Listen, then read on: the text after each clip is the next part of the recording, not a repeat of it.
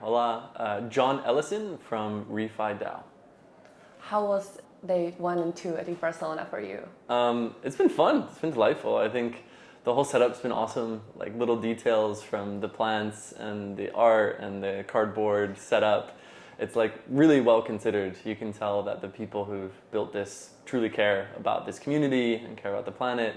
And it's been a great vibe. Good time so far. Nice.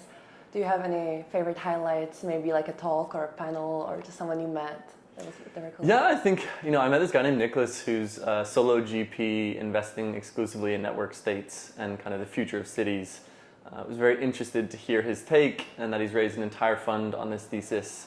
And Monty grilled him a little bit, which was a bit interesting because there's a lot of flack on the VC side, but it's nice to see venture capital leaning into this idea of a regenerative society and looking at different ways to solve these problems. And a lot of times regulatory frameworks can get in the way.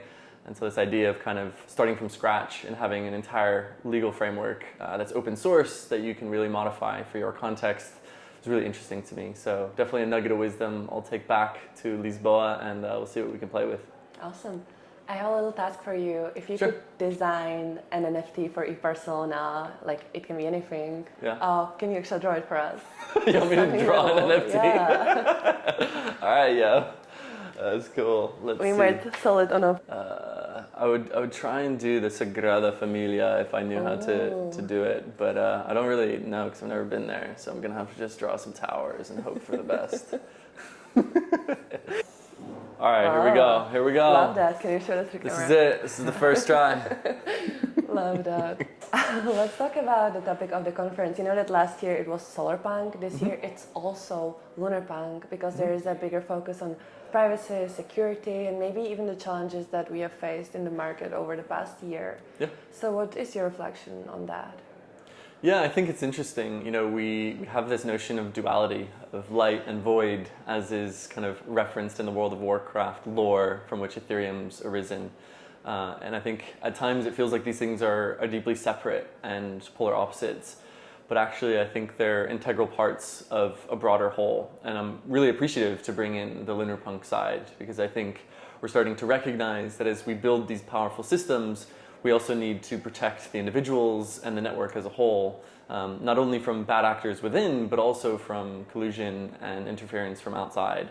And I think kind of embracing this spectrum of expression as we're looking at decentralized systems to really build the core fabric of society, it's vital that we look at the risks, the downsides, the hard times, the low points, where capital isn't there and you really have to grind through to break through to the next rising sun. And I think that's really what we're finding now is like who's really here to build and who has a high conviction around these tools, this community, and is willing to persevere when there isn't irrational exuberance and money flowing around everywhere.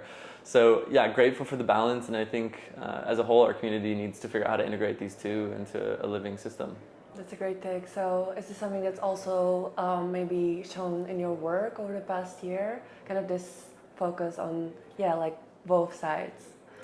Yeah, I think, this idea of global regeneration really invites us to actually look at, regenerating ourselves, our own thought patterns, our own bodies, the way that we feel and the way that we behave with our closest loved ones. And I think this paradigm of, inviting your own shadow, your own darkness, your own pain even into this process of regeneration is really vital. Because our society has basically taught us how to be numb and how to escape those harder feelings and how to escape the pain of this really messed up society that we live in. And so I think really we do need to inhabit a more holistic view and to be able to properly grieve the loss that we have. The amount of people that are dying from the systemic injustice that have been enforced upon, the economies and societies of today. The rising temperatures, the collapse of ecosystems around the world, destructions of forests, these are real things that we need to integrate into our people and into our societies and into our systems as we build for a better tomorrow. So tell us more about Refi DAO and what you're kind of working on. Yeah, for sure. So, Refi DAO started really as a home for early stage founders in Web3 that wanted to make a real meaningful impact in the world, either through climate or broader biodiversity or even on the kind of social impact side. And we also hosted a bunch of events through an organization called Refi Spring, in person, on the ground, in places like Colombia and Peru and Tanzania and Zimbabwe.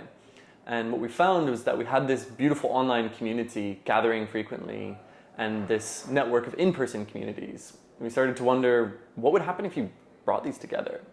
And a lot of people were saying, like, this is a network state. Like, this is what, this guy Balaji has written about. And as we look deeper into this architecture, we realized that actually there is this new organizational form that's emerging of a network of startup societies all over the world that are gathering to take action, to acquire land and to regenerate it, and to really show local governments and local corporations that this is how you do this really hard work that we've all committed to do through the Paris Climate Accords, but frankly, nobody really knows how.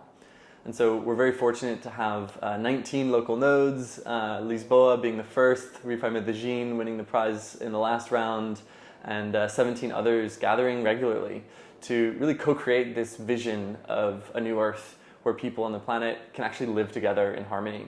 And we're hosting our annual meeting in November in Lisbon for select leaders across the network and trying to, push this whole movement forward towards real world impact.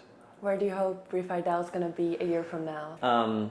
A year from now, we'd love to have about 40 nodes, most of them in the global south, and to have projects that have actually acquired land and brought them on chain with some type of regenerative project development.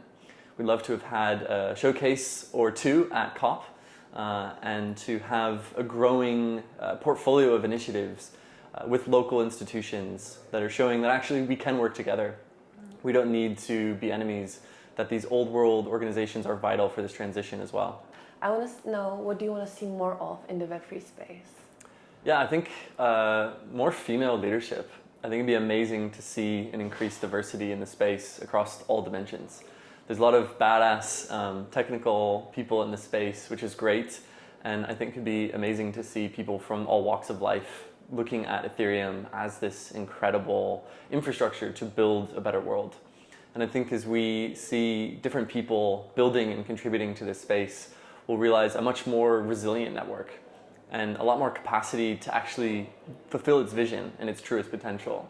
Because I think a lot of these kind of Web3 experiments are iterations on existing models that are some enhancement, some different configuration, but aren't actually fulfilling a real purpose for people in society. We don't really need more banking services to be optimized. What we need is to take care of the core resources and the core communities that we need to survive. And so I think more purpose-driven organizations, more impact DAOs, and more communities that are really pushing these tools to their fullest potential and actively onboarding people who don't have access to a bank account because they've been excluded from the existing system. And to really battle test these tools on the ground in communities all over the world and watching people use this tech, watching them fumble, but helping them along the way, I think has enormous potential. Because at the end of the day, this is a network. And networks depend upon the number of actors in the network and the strength of the connections. And I think if anything, Web3 has an incredible space of belonging, where as you come in, you're welcomed and you can be a part of something greater than yourself. And this is something that I believe people all around the world desperately want and need. And Web3 can offer that to far, far more people if we're just more intentional about including them into this process. Love that. And you know that there are many people at Eth Barcelona that also want to get involved. There are many students here as well. So what would you tell them on how they can get started, both with Refi, maybe even joining the Refi DAO? Yeah, totally. So, Refi DAO would love to have a local node here in Barcelona. If anybody feels called to a vision of regeneration in this incredible city, you feel free to start a node. You can go to our website and do so in just a few clicks and just start meeting. Start gathering people, builders, investors, entrepreneurs, researchers, local academics, local governments, and talking about this vision of regeneration. And I think having in-person experiences can be so powerful because it changes the way that we think about who we are. And so I would say if you're interested in the regenerative finance movement, definitely check us out at refidao.com. And if there isn't a local meetup happening near you, go ahead and start one. It's super easy, it's fun, and you'd be surprised how many amazing people are out there looking to support you and contribute to growing a regenerative economy at scale. What's your plan for today at Eth Barcelona? What are you going to enjoy? Who are you going to talk to? Yeah, tell us. Yeah, I think, let's see, kind of going with the flow, seeing where the energy takes me. There's so many cool stages, so many good talks. I know a friend of mine's got to talk a little after this, so I think I'll drop in and be a support there and really just see who shows up and try and connect with people where they're at, and see what opportunities arise. I think there's so many innovators in this space, and there's so much to learn that you really can't go wrong. Just being here and being saturated in this amazing environment means that you're going to find something of value and maybe be able to help a little bit along the way. Thank you so much for joining.